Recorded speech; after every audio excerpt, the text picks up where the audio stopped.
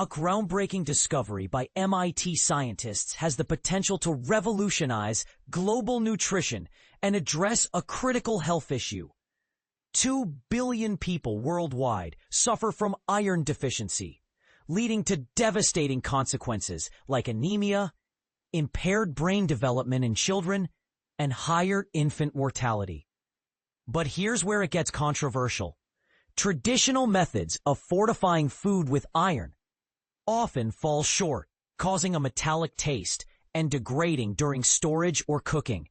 Enter MIT's innovative solution, metal organic frameworks, MOFs, tiny crystalline particles that can deliver essential nutrients like iron and iodine without altering the taste or texture of food and drinks.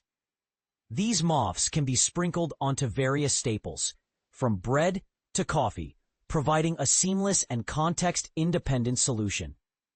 And this is the part most people miss. The MOFs remain stable until they reach the stomach, releasing their nutrient payload only then. This controlled release ensures maximum absorption and minimizes the risk of nutrient degradation. The potential of this technology is immense, with the ability to adapt MOFs to deliver other vital minerals like zinc, calcium, or magnesium. The possibilities for improving global nutrition are endless. But there's a twist. Creating double-fortified products with both iron and iodine has been a challenge due to the potential reaction between these nutrients.